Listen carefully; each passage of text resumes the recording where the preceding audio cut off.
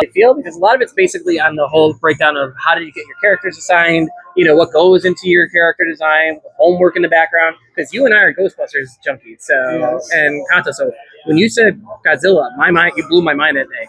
Yeah, so just simple stuff, and of course it's me, so it's not like we're gonna sit here and like. You got 5 minutes, go. Okay. I'm not on that. Right. All right, we are here at Things from Another World. I am Jason, hanging out with the team behind Declassified, MonsterVerse from Legendary Comics. Hello and welcome, everyone. I know it sounds more like a podcast, but it's an interview, right? Hello. We got some famous faces here. We got some veterans beside David Booher. He's so famous. Oh my God! TV Who's that over there? TV stand up. The famous TV star. That's it. The infamous. But yeah, we're gonna be doing a good. Yeah. Sorry, guys. Is it a She's dangerous, right? So we're gonna just be doing a little bit of interview. I appreciate you guys coming out to Things from Another World. They're always really great about inviting myself out here. I know we had talked about this a while back.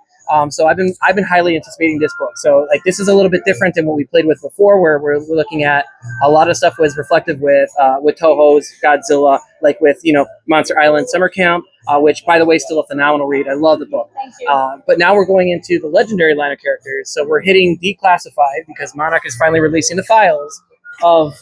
Yeah, but I do want to pre-warn people. All of Doug's file is redacted. And I cannot tell you what is behind the redacted part. They redubbed it. They redubbed it. They redubbed Play on words. But Doug has figured out how to merchandise his likeness. So we got little Dougies. We got little Dougie plushies. They got little Dougie plushies. Doug knows the brand. Don't worry, Doug is a brand. Maybe San Diego. All right, so starting off, MonsterVerse Declassified just came out this week. So let's start this off with the basics. How do you guys feel about this book? Oh yeah, great time. Ambivalent. No, I'm just kidding. No, it looks great. The stories turned out amazing. This team is like top notch. It looks so good. Yeah, all around just a fun time. We over here at the Rosie and Oliver team love to mess around with a funny little guy. Yeah, this And definitely that continuing continues. our little guy agenda. I would also say, But there's also not so funny bigger guys. yes, that's what I was going to say. I think that the thing that's really special about this book is there is a eclectic collection of tones and monsters, like Dan's Abaddon story that he did with Marco Rubin. Yeah. Yes. Robin, his art is like so scary and like Junji Ito-ish and nightmare kind of inspired, and I think it's like just so cool. And then ours, you read it, it looks way more cozy, but you still kind of get that adventure. And then obviously Tiamat is like a mythical Cozy monsters. queen. Yeah, she's a queen. She's and a we got queen. to deep dive. We got to deep dive into like Tiamat's history, and it turns out she's been around for a very long time. So the artist on Tiamat is Drew Zucker, who is Yay, yeah, we're the team behind Kanto. Oh. And so we got to reunite for Tiamat because the What do you queen, think, Tiamat? she's in. She's all in. She The got background voice.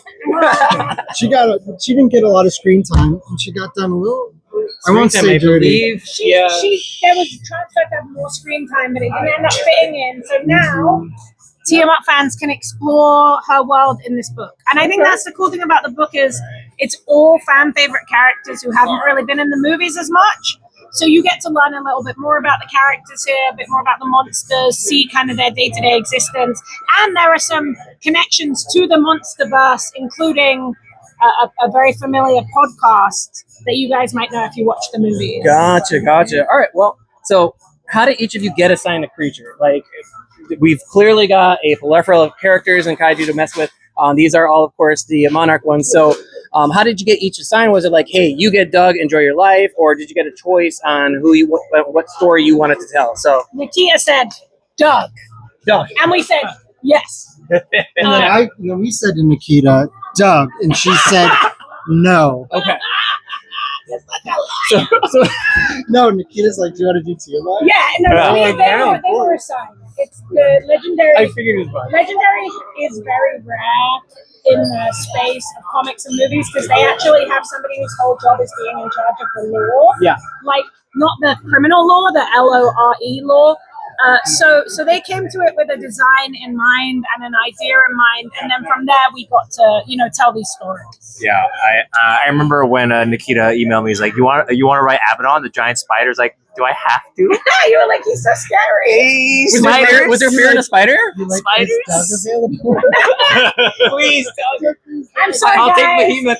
I feel like it was all Doug all the time. Like Doug was the We all choice. wanted to write Doug. And only Right? one Oh my team God. got to write Doug. Well, I mean, that goes into our next question. Like, what were some of the challenges? I mean, obviously, we all couldn't get Doug. I know he's a fan favorite at this point, or just a table favorite. So, what were some of the challenges working with these characters? I'm like, of course, we highlighted Tiamat's minimal screen presence and all that stuff like that. But how do we explore and build on these characters that we're just starting to see, which is going to be featured in the book? I'll start with Tiamat. So we actually did this before New Empire came out. Right. So we had to work within parameters that we didn't know yet. Same. Exactly. So it was really fun to do Tiamat because when I saw the clips of Tiamat from the movie, I started thinking, well, how do we give her more time? How do we give her more time? And so we dove back basically thousands of years and sort of reimagined what Tiamat would be like over 2 millennia or more, like over different eras in humanity. And it turns out, here there be serpents and pirate times on the maps, cave drawings with monsters, dragons, that sort of thing. And we realized that maybe Tiamat has been around for a long, long time, and humans have looked at her differently over different eras. Yep, and so we got to dive into that. Abaddon's barely been in the I was like, Yeah, I'm like, this is why the microphone is silent. Like, I need to hear how you brought the spider to life. For me, I mean, the nice thing, because Abaddon wasn't really a presence in the movies, is that I had a little bit more leeway, I think, in terms of like what I could do with them. But I did want to find ways to connect Abaddon like to the greater MonsterVerse. So I had this idea of like maybe like can Abaddon be a predecessor to the one of the long legs you see in Skull Island, and just to kind of explore like what is that connectivity there, and just exploring that. And like Legendary was very open to just exploring that, like seeing if we can do it. Yeah, I wouldn't even put those two and two together. So yeah, moving on down our line. Yeah, I like. Do you guys take challenges? I feel like you were like ready to roll. We were ready to roll. Obviously, like we do love a little guy. I will say, in the same way, this is one of the joys of working with like licensed stuff.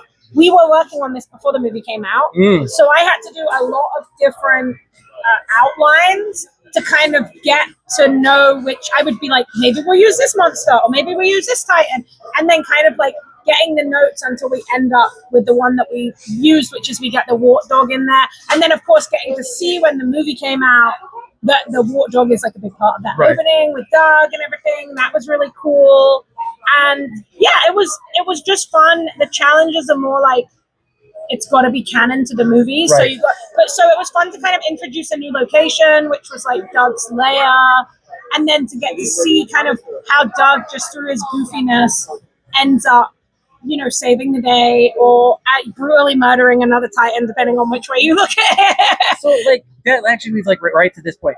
With everything going on in Legendary, you guys are working on these characters before this film was even put out. So did they tell you what was going to happen in the film? It's not like that, but you can get like, for example, with the wart dog, I was like, oh, I need to send Oliver like some reference art, and we got to see some really cool like renders of that character, because the only thing that had been released at the time was a toy, but it was like a 360 pixel image of the toy. So I was like, to me, I'm like, Oliver, I think we need more wart dog, Yeah, so, I figured they were going to give notes, but like from what you guys are describing, this sounds like you were ahead of the film. I Yeah. actually remember specifically asking our editor if I could get early cut of the whole movie.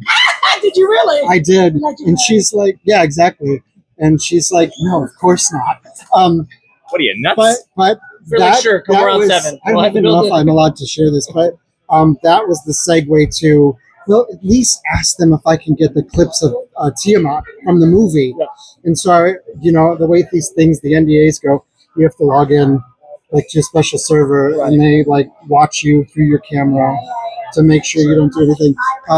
So I got to see an early cut of just the very small small It segment makes a lot of of Team Up. sense. Did you get that? I did not.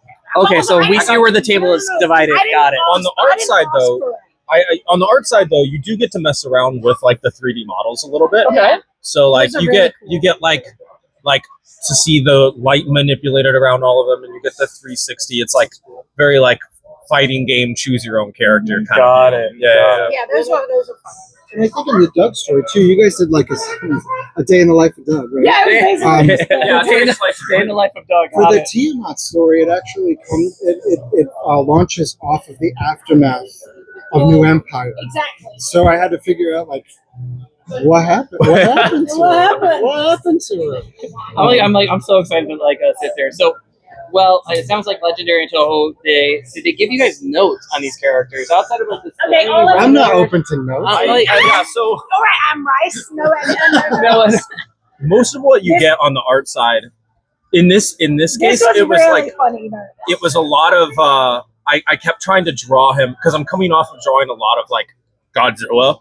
So Scary. no. and they're kind of like a similar they're We- kind of like a similar and we do have, body like, we have- style thing. We have like visual gags. Like we have a visual gag where Doug like goes up to the top of the volcano and he's gonna like do the big Godzilla roar because it says like squeak, you know. So definitely like playing with that. But yeah, Oliver did get a really funny note that was like make his eyes more like goofier. Like his eyes have to be more googly. Googly. He looks too scary. Like he's not. Oliver went very hard on Doug, you know. So there was a couple of So you had a terrifying Doug that had to get googly eyed.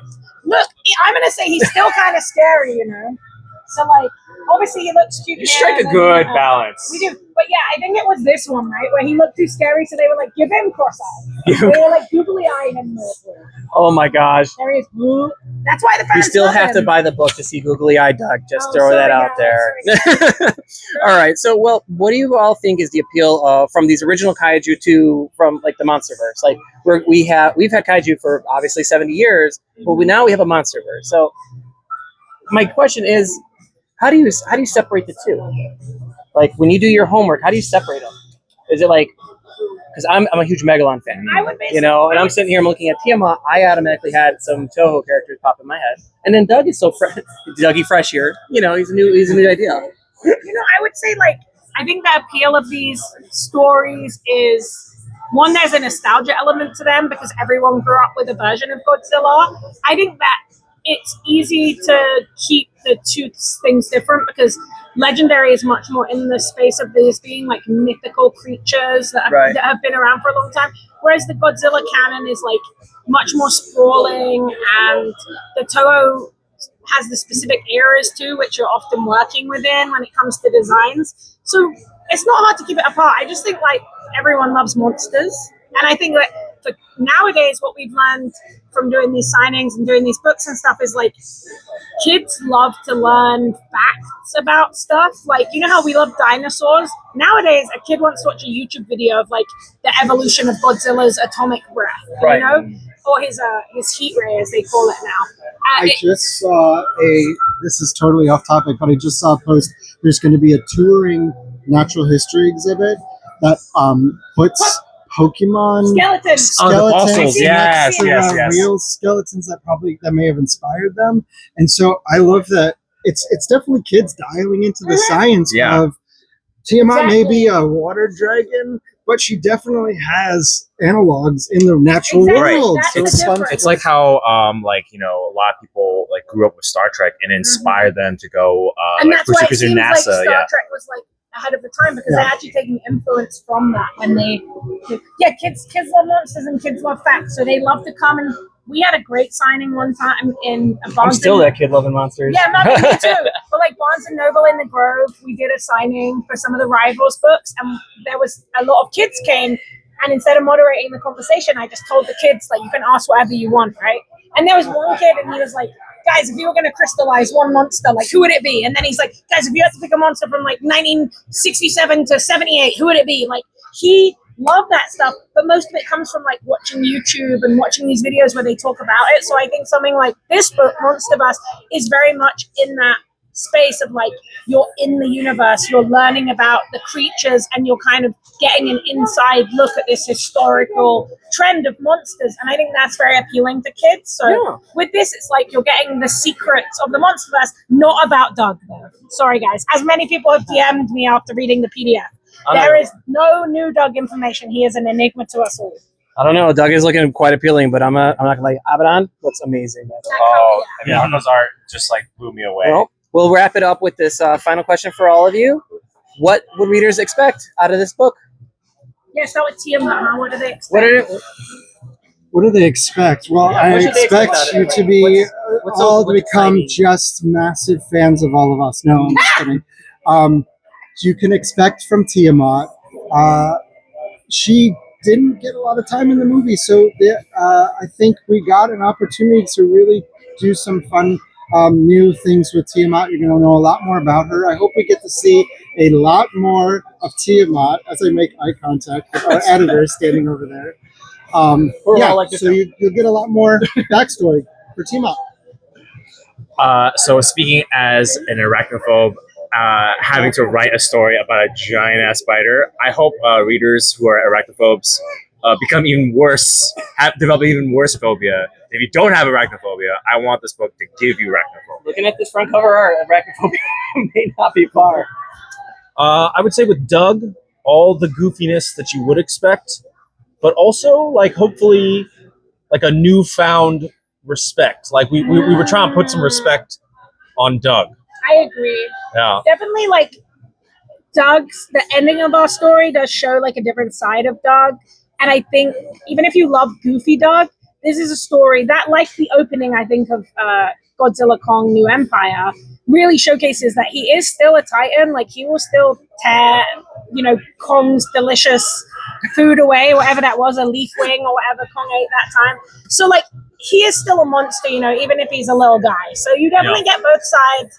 And I would say if you love Oliver's art, which obviously we always have that kind of bring that Studio Ghibli vibe to it, you're going to be really happy because the opening is just incredibly lush and the colors that Oliver did came out so great on the page. So yeah, and also, 3 other brilliant stories like Behemoth, Abaddon, Tiamat.